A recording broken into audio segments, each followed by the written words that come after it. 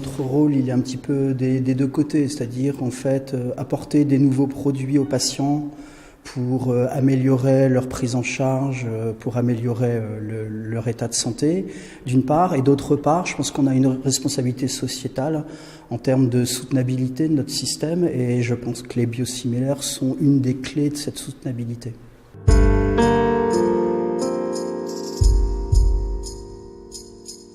J'oserais dire que c'est plutôt les associations de patients qui ont des attentes vis-à-vis de nous.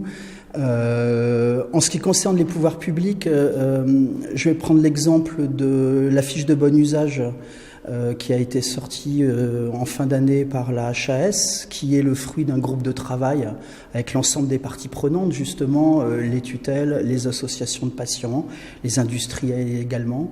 Et je pense que cette fiche de bon usage, qui est une première en termes d'information institutionnelle sur les biosimilaires, quelque chose qui ne soit pas drivé complètement par l'industrie pharma, je pense que c'est une bonne chose, puisque en fait, notre constat est que les biosimilaires, ça fait 10 ans qu'ils existent, mais paradoxalement, beaucoup de gens ne les connaissent pas encore.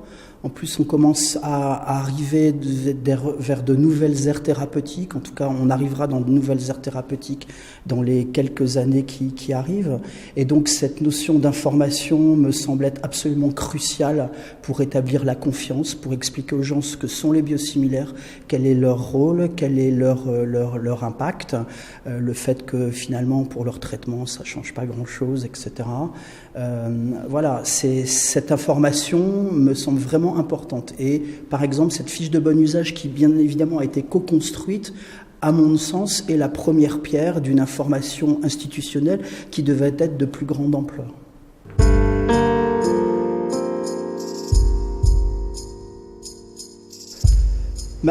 Les freins, c'est bien évidemment un manque de confiance. C'est des produits qui arrivent sur le marché et en fait, à la base, ce sont des produits biologiques, c'est-à-dire que ce sont des produits qui sont assez complexes.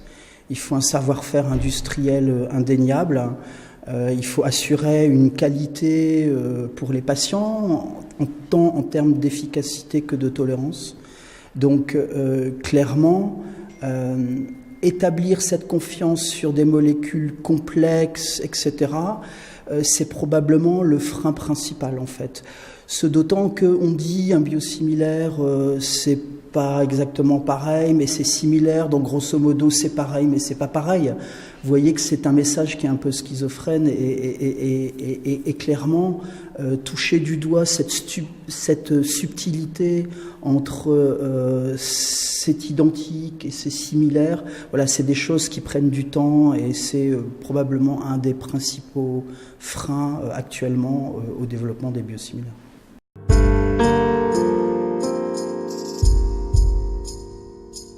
Et ce qui me semble extrêmement important dans ce think tank, c'est que l'ensemble des parties prenantes sont représentées. Donc vous avez des médecins, des pharmaciens, des institutionnels, des associations de patients, des industriels. Et l'idée, c'est de co-construire, en fait, justement, cette confiance, cette information autour des biosimilaires, de telle manière que le modèle soit pérenne dans le temps, c'est-à-dire que entre maintenant et 2022, on sait qu'il y a pas moins de 21 molécules biologiques qui vont perdre leur brevet. Et donc finalement des biosimilaires, ça va rentrer dans la thérapeutique habituelle, standard des gens. Et pour autant, on vient de voir précédemment qu'il y avait quand même un certain nombre de freins, que la confiance n'était pas toujours là.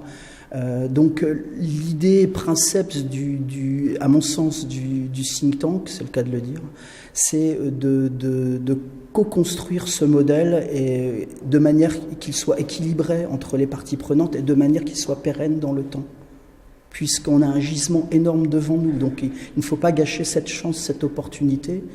Et tous les messages qui peuvent être poussés par le think tank, justement, devraient aller dans ce sens de l'explication, de la confiance, peut-être aussi de la réglementation autour des biosimilaires.